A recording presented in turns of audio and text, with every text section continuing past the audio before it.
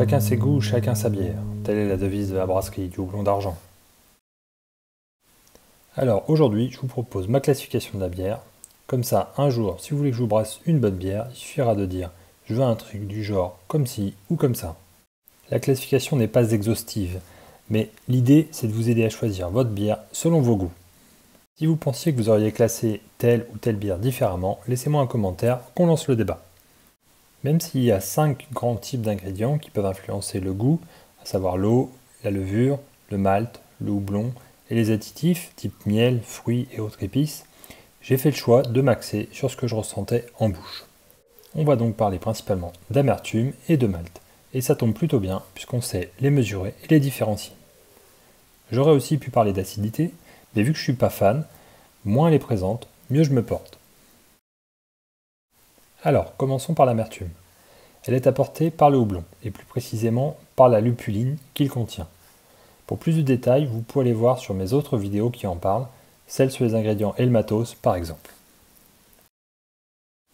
On mesure donc l'IBU, l'International Bitterness Unit, qui est une échelle d'amertume.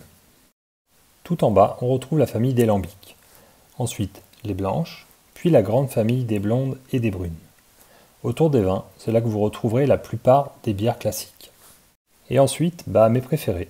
À la stout et porteur prêt, mais ça on en reparle juste après avec le malt. Donc, avec les triples belges et les IPA. Tout en haut, on y met l'Imperial IPA. Si vous connaissez quelque chose de plus amer, dites-le moi. Personnellement, je me suis déjà brassé une triple dans les 90 d'IBU, c'était pas mal. Bon, on avait un petit peu l'impression de mâcher du houblon. Donc, ensuite, le goût du malt. Très lié à son goût, sa couleur. Même si on sait aller chercher un large panel de saveurs dans chaque malt, si je veux un goût de blé, de noisette ou de café, vous en conviendrez que la couleur va changer. Et donc on classe les couleurs selon le BC ou le Lovibon, mais moi je prends le parti de parler avec l'European Brewery Convention. Bon, et on se moque pas de l'accent. On part donc des Pale, puis les Pilsner Jaune Soleil, jusqu'au IPA. C'est entre ces deux EBC que se trouve un grand nombre de bières. Ensuite, on retrouve mes préférés avec les bières de garde, d'abbaye et autres triples. On finit par la Dunkel, sombre en allemand, et les deux bières carrément tombées du côté obscur que sont la Porter et la Stout. Vous l'aurez compris, j'en suis pas fan car je les trouve pas assez sur le grain et trop sur les saveurs café et chocolat. Question de goût et de point de vue. Bon, et si on mélange tout ça et qu'on essaye de classer les bières avec les 4 saveurs, houblon, malt, alcool et additifs type fruits ou épices.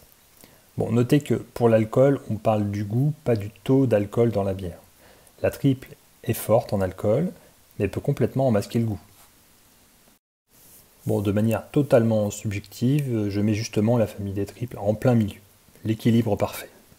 Ensuite, tout en haut, les IPA reconnus pour leur saveur de houblon. Et à l'opposé, je mets les porteurs et autres stout, trop dark pour moi. Si on penche vers l'alcool, et non l'alcoolisme, attention de ne pas glisser jusqu'au whisky, qui est un cousin éloigné de la bière. Enfin, les saveurs de fruits, donc on part de la blanche, la saison, et on glisse jusqu'au lambic.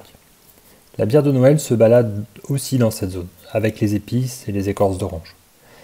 La mienne, je la fais au sirop d'érable et à la fleur d'oranger. Alors, êtes-vous d'accord avec cette classification? Et vous, votre bière préférée, elle est où? Laissez-moi un petit commentaire pour me dire où vous vous situez. Allez, à très bientôt pour une prochaine vidéo.